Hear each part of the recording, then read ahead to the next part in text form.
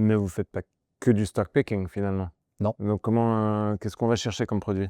On est assez déçus par certains fonds stratégie active dans le long only. On avait beaucoup de fonds à l'époque pour implémenter nos décisions tactiques au sein de nos portefeuilles, sur l'ensemble des classes d'actifs et sur l'ensemble des régions. Il faut avouer que depuis un certain nombre d'années, certains fonds sur certains marchés ont du mal à performer.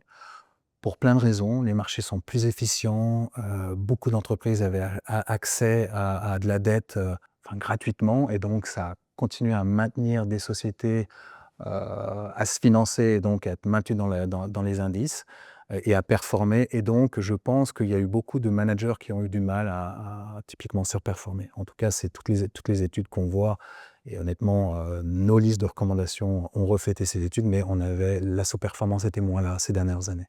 La surperformance. Ouais. Surperformance par rapport aux Et indices. donc forcément, si on soustrait encore les frais de gestion, là on se Ça retrouve dans commence à une faire, situation un peu compliquée par rapport à l'indice. Exactement. Donc après discussion entre le management, les clients, on s'est rendu compte que certaines régions, certaines classes d'actifs pouvaient finalement être gérées à travers des ETF.